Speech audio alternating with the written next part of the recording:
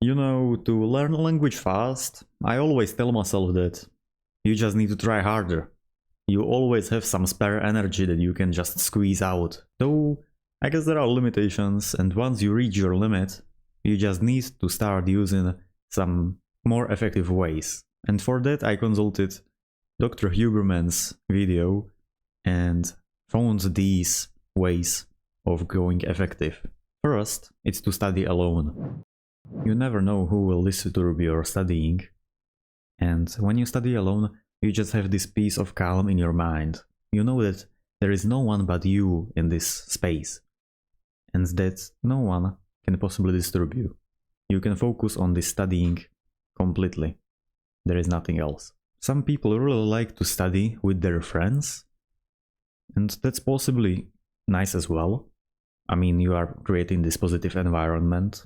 You have your friends, you have studying, and when you are happy, which your friends make you happy, it is easier to study. However, I still believe that you can focus better in solitude.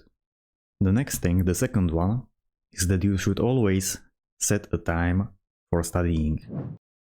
There was this study on medical students, and each of the really good medical students always said that you need to schedule your time for studying. You need to say that at 3 p.m. I'm going to be at the table and I'm going to be reading these lines. For us language learners, it would be more like reading a book that has exactly what we need to learn. It doesn't need to be a textbook. I actually hate textbooks. Something like a fantasy novel in the language that we're learning.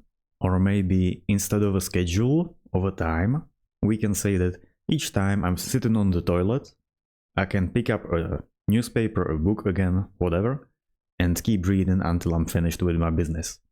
Or each time I'm driving my car, I can turn on the podcast and just passively listen. Scheduling is important. I always do it, either in the way of time or in the way of associating my studying time with an activity. You're cooking, you can listen to music. You're sitting on the toilet, you can read a book. You're driving a car, you can listen to a podcast. Choose yours. Another thing really successful students do, and what you can do to learn a language much quicker, is to teach other people. You can really pick up tutoring as a job, as a part-time job or whatever, only once you have a certain level of the language and once you understand some grammar, which I don't think even I could do, since I'm not really the grammar type. I go through the vocabulary and then I just read my brain off until I understand. Though, if you're the grammar type, this is exactly the way to learn for you. You just try to find some school kids, some grade school kids, really young kids, and teach them exactly what you are learning. Though this might be a bit difficult if you're learning a language that isn't really well known. I mean, children don't really need to learn Hebrew. Though maybe you have a friend, and that friend is coincidentally learning the same language as you. Let's say Hebrew. So you can just set aside some time, schedule it, and go for it together. You can teach each other. You can even decide on what each of you will study, and then one will teach the other. If I had a friend like that, that would be a huge bonus. The fourth thing you need to be careful of when learning a new language is adenosine levels. Adenosine is a hormone that makes you more sleepy, and just after you wake up, this hormone has the lowest levels possible, because during the night, adenosine lowers itself. And as you go through the day, this hormone rises. You get more of it, your brain produces more of it. And you get more sleepy with that, because it is responsible for making you sleepy. So you can use this concept and make sure to always study in the early hours. You wake up in the morning, perhaps before school or before work, and use those low adenosine levels exactly to study, because you know that you are the most productive exactly during that time of the day. You are the least sleepy. Schools start in the morning for a reason. Another thing you can make use of is that, understandably, your brain always gets used to things. Be it difficult things or easy things, be it trauma or happiness, it just gets used to it. It habituates to everything. And so even if you take something difficult, like learning a new language, or reading a book that you don't really understand, you can get used to it. As long as you stay regular. As long as you keep it each day at the same time. For example, I each evening at 8 o'clock pick up a book and read for 1 hour. And so my brain just knows that 8 o'clock, oh, it's reading time, it's time to focus. Though my adenosine levels are pretty high and I'm kind of sleepy, because of this regularity that I keep up, that I just keep reading each day at 8 o'clock, my brain kind of pushes through, because it habituated to my habit. So make sure you are regular in your studying habits. Though even if it still stays difficult, even if you get regular for a week and continue feeling these difficult times, like your brain is sluggy, it can't think properly, you have a bad mood or something like that, you just need to push through it. Being able to focus is a skill. You just need to punch it into your brain. In 3 days of pushing that focus into your brain, you will start to find it kind of easy to study during those regular times. In me, it was the first 2 days where I had to pick up a book and read. I just couldn't really push myself to pick up a book at exactly 8 o'clock. I just wandered around, I don't feel like reading. And then I just forced myself, I pushed through. 15 minutes later, at 8:15, I picked up a book and just pushed myself to read that first line. It was for 2 days straight, like this. And on the first day, I kind of just knew that I could do that. That I was capable enough to pick up a book at 8 o'clock.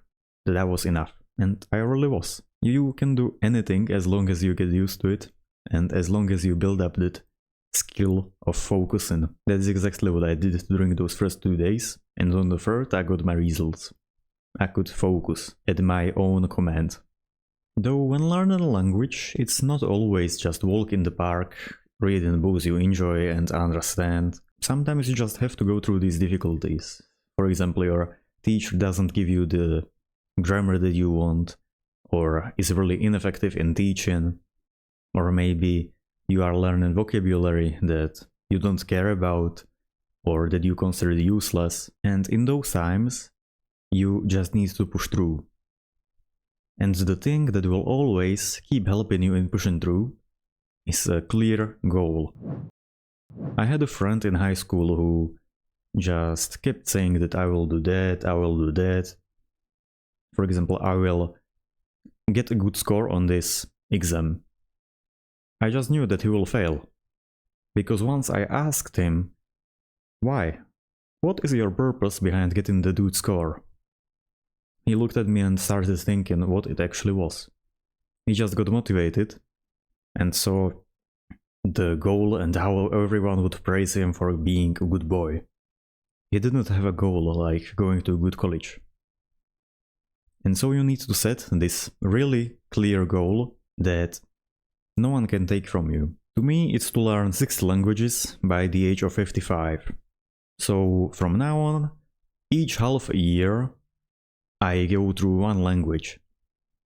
I'm not a genius, so I don't really tell myself that I will know each of the 60 languages perfectly, but I know that with proper studies and enough time, I will be at least able to understand a third language and be able to read books, which is to me the most that I could get. To me, understanding and being able to read books of any language is the most important. You need to find something clear and set in stone like that. Find your 60 languages. Though not 60, maybe 70 to you. Another important thing you must use if you want to get ahead of others is to test yourself. Researchers of, I don't know what, science group and whatever, got this great result that to retain knowledge, the best way to do it is to test yourself.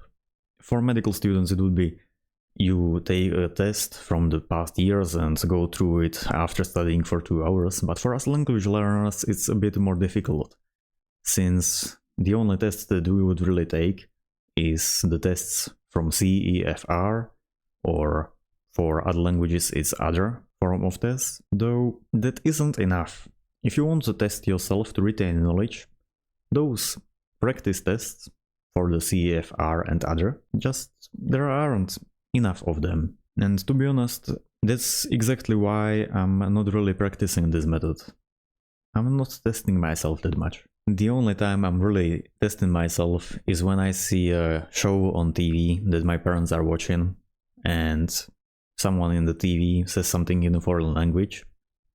And so I make it a habit to always translate what they said to my parents. They probably don't care, and why would they? I mean, they probably had subtitles that translated it exactly. But to me, it's some sort of test that I need to pass, that I need to explain what they said. Plus, it creates this great visage of you that you are some great polyglot that understands anything. The last thing I want to tell you is that everyone, even me, keeps looking for these really easy tactics, strategies to just learn anything. For us, language. Though research has proven that the best and most efficient way of learning anything is through challenges. So by doing the difficult things, you are getting the most. By taking the book you don't understand and just getting through it, whether you like it or not, you get the most results, much more results than getting the Duolingo app and going through those fun exercises that look more or less like a game. Duolingo games might help you, but they are easy, so they aren't as efficient as something difficult. Choose the challenging task and stick to it.